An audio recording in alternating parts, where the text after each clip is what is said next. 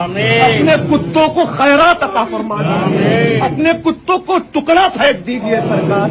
ऐ अशरफ, हमें ना आजमाइए, हम आजमाने के लायक नहीं। मैं ये समझता हूँ कि पाकिस्तान और इंडिया के मौलवी साहबान जो अपने आप को बरेलवी कहलाते हैं वो कुरान और हदीस के बागी हैं।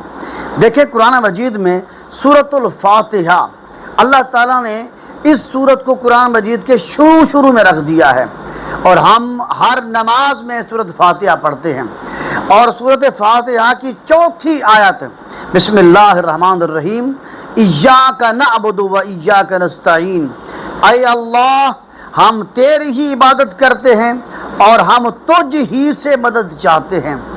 इस कुरान मजीद की आयत को हर शख्स, चाहे आलिम हो चाहे जाहिल हो, अलगरज जो मुसलमान नमाज पढ़ता है वो अपनी नमाज की इब्तदा इन्हीं आयात से शुरू करता है। काश कि हमने, उलमा कराम ने इस आयत पर खुद भी अमल किया होता और मखलूक को, लोगों को भी बताया होता कि लोगों, कुरान मजीद की सूरत फातिहा के इस आयत का ये माना है कि ऐ अल्लाह हम तेरी ही इबादत करते हैं और हम तुझ ही से मदद चाहते हैं। ये मौलवी साहबान जो अपने आप को बरेलवी कहलाते हैं, पाकिस्तान के हों या इंडिया के हों, सवाल ही पैदा नहीं हो सकता कि वो इस आयत का तर्जुमा अपनी पब्लिक को बताएं। अगर ये बता देंगे तो फिर दुकान तो बंद हो जाएगी, फिर इनके नजराने बंद हो जाएंगे।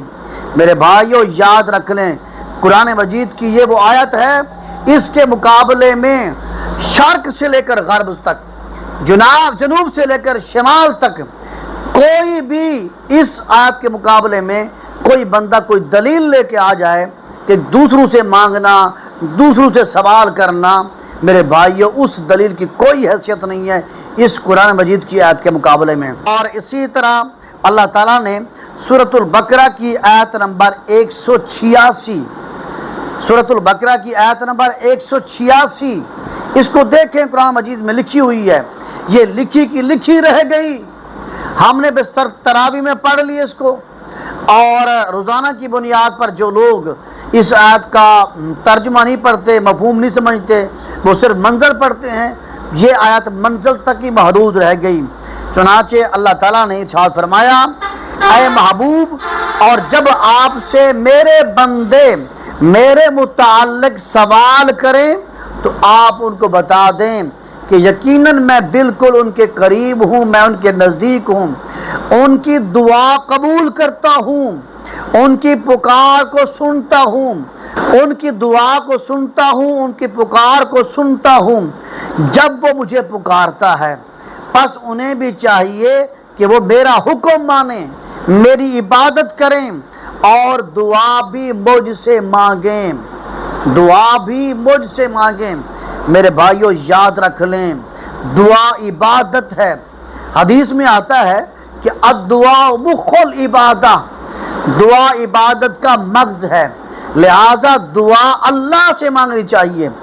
इन मौलवियों ने हमारा अकीदा, हमारा नज़रिया ये बना दिया है कि सिर्फ हमने नमाज पढ़नी है अल्लाह के सामने, 4 रकात ज़ुहर के, 4 रकात असर के, 3 मगरिब के, 4 इशा के, 2 फ़र्ज पढ़ने हैं, रकू करना है, सजदा करना है, और ये करने के बाद दुआ हमने किसी और से मांगनी है। मेरे भाइयों, जिस तरह नमाज इबादत है अल्लाह की, इसी तरह दुआ भी अल्लाह की इबादत है। जिस तरह हम किसी और के सामने नमाज नहीं पढ़ सकते, उसको सजदा नहीं कर सकते, इसी तरह हम दुआ भी किसी और से नहीं मांग सकते। ये मौलवी मांग रहे हैं दुआ उनसे, ये सब कुछ कर रहे हैं, ये सारा का सारा शिर्क कर रहे हैं। और इसी तरह अल्लाह ताला ने एक और मकाम पे इरशाद फरमाया, सूरह अन-नमल आयत नंबर है 62, इरशाद फरमाया, ज़रा बताओ तो कौन कबूल करता है बेकरार की फरियाद को, कौन सुनता है बेकरार की फरियाद को जब वो उसको पुकारता है, यानी अल्लाह को पुकारता है। और दूर कौन करता है तकलीफ़ों को, कौन है जो तकलीफ़ों को दूर करे अल्लाह के सिवा, और तुम्हें ज़मीन में खलीफा बनाता है अगलू का। क्या अल्लाह के साथ कोई और माबूद है? नहीं है। इसलिए मेरे भाइयों, दुआ अल्लाह से मांगो। मैं आपके सामने एक हदीस रखता हूँ, ये हदीस جامع ترمذی میں موجود ہے، حدیث نمبر ہے 2516۔ حضرت عبداللہ ابن عباس رضی اللہ تعالیٰ عنہ کو حضور نبی اکرم صلی اللہ علیہ وسلم نے نصیحت فرمائی۔ رسول اللہ صلی اللہ علیہ وسلم نے حضرت عبداللہ ابن عباس کو وصیت فرمائی تھی۔ یہ حدیث یہ مولوی نہیں بتائیں گے، یہ حدیث لکھی کی لکھی رہے گی جامع ترمذی میں، یہ مولوی نہیں بتائیں گے، اس لیے اب یہ بتا دیا تو پھر دکان بند ہو جائے گی۔ یہ حدیث سنیے، اپنے دل پر ہاتھ رکھیے۔ حضور نبی اکرم صلی اللہ علیہ وسلم نے حضرت عبداللہ ابن عباس سے فرمایا، اے میرے بیٹے تو اللہ کے احکام کی حفاظت کر، اللہ تعالیٰ کے احکام کی حفاظت کر، اللہ تیری حفاظت کرے گا۔ تو اللہ کے حقوق کا خیال رکھ، تو اللہ تعالیٰ کے حقوق کی حفاظت کر، تو اسے اپنے سامنے پائے گا۔ اے میرے بیٹے، اور جب تو سوال کرے تو صرف اللہ سے سوال کرنا، جب سوال کرے تو اللہ سے سوال کرنا، اللہ کے سوا کسی سے سوال نہ کرنا، اور جب تو مدد طلب کرے تو اللہ سے مدد طلب کرنا، سوال بھی اللہ سے اور مدد بھی اللہ سے کرنا۔ اللہ کی بارگاہ میں دعائیں کریں، اللہ کی بارگاہ میں ہاتھ اٹھائیں۔ میرے بھائیوں، اللہ کے علاوہ کسی سے سوال نہ کرو، اللہ کے علاوہ کسی سے مدد طلب نہ کرو، صرف اللہ سے مدد طلب کرو۔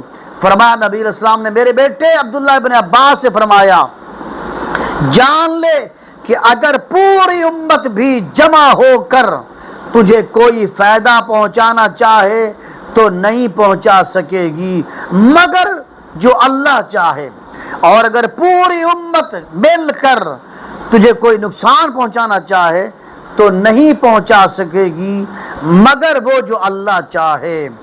قلم اٹھ گئے اور صحیفے خشک ہو گئے ہیں۔ یہ حدیث جامع ترمذی میں موجود ہے اور حدیث نمبر ہے 2516۔ تو خلاصہ کلام یہ ہے کہ اللہ کے سوا کسی بزرگ، کسی ولی، کسی غوث کتب کی قبر پہ جا کر ان کے لیے اسحال ثواب تو آپ کر سکتے ہیں، اللہ سے دعا مانگے ان کے درجات کی بلندی کے لیے، اللہ سے دعا مانگے ان کے درجات کی بلندی کے لیے۔ یہ نہیں مانگ سکتے کہ اے اللہ کے ولی مجھے بیٹا دے، اے اللہ کے ولی مجھے رزق دے، اے اللہ کے ولی مجھے فلاں چیز دے۔ یہ قرآن اور حدیث کے خلاف ہے۔ کوئی مولوی مائی کا لال ان احادیث کا جواب نہیں دے سکے گا، کوئی مولوی مائی کا لال ان قرآن مجید کی آیات کا جواب نہیں دے سکے گا، اس لیے کہ قرآن اور حدیث کے سامنے ان مولویوں کی کوئی حیثیت نہیں ہے۔